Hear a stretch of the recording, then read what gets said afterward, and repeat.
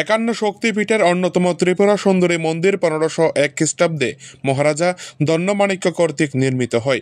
ধর্মীয় পীঠস্থানের পাশাপাশি এই মন্দিরের ঐতিহ্য ও স্বকীয়তা ভারতবর্ষের প্রাচীনতম মন্দিরগুলির মধ্যে অন্যতম।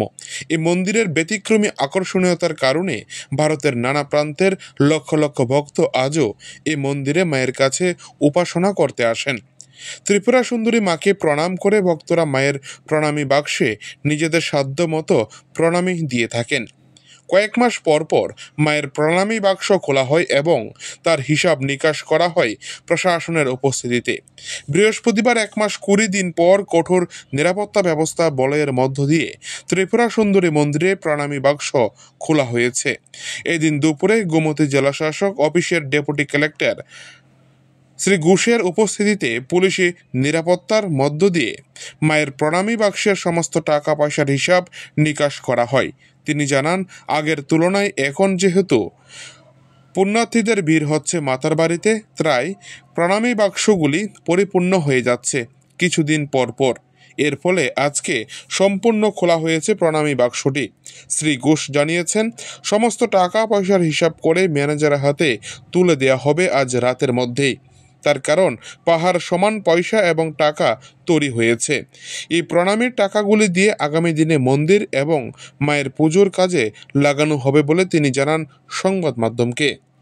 মাতার বাড়ি থেকে নিজস্ব প্রতিনিধি রিপোর্ট, টিভি 100 বাংলা। আজকে মায়ের প্রণামী বাক্স খোলা হলো, মূলত কতদিন পরে খোলা হলো? এটা দেওয়ালির আগে খোলা হয়েছিল আর দেওয়ালির পরে আজকে খোলা হলো। আমরা 10টার সময় আমরা প্রণামী বাক্সগুলি খুলেছি। এখন সর্টিং চলছে, সর্টিং এর পরে গণনা কার্য সম্পন্ন হবে। তো আশা করি রাত্র 8টা-9টা বেজে যাবে, 8টা-9টা বেজে যাবে। তো সবাই মিলে সহযোগিতা করছে। তো আমরা যত দ্রুত পারবো আমরা গণনা কার্য সম্পন্ন করে সবটা টাকা ম্যানেজারের হাতে তুলে দেব। এই টাকা মায়ের মন্দিরের কাজে এবং মায়ের পুজোর কাজে ব্যবহৃত হবে এবং মন্দিরের উন্নয়ন কল্পে এই অর্থ ব্যয়িত হবে। কে কে উপস্থিত রয়েছে মূলত এখানে? এখানে সিকিউরিটি পার্সোনেলরা রয়েছেন যারা আমাদের নিরাপত্তা দিচ্ছেন। এছাড়া আমাদের ডিএম অফিস থেকে 12-14 জন স্টাফ আমরা উপস্থিত আছি। এখানে টিম লিডার হিসেবে আমি ডেপুটি কালেক্টর কালিদাস ঘোষ উপস্থিত আছি। তো আমাদের কাজ চলছে, আমরা চেষ্টা করছি যত দ্রুত কাজটা সম্পন্ন করার জন্য। কাজ সুন্দরভাবে চলছে, সবাই সহযোগিতা করছে।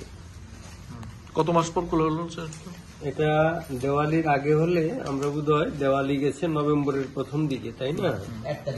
1 তারিখ। তো আজকে হলো গিয়ে ডিসেম্বরের 19 তারিখ। 1 মাস 19 দিন পরে খোলা হলো।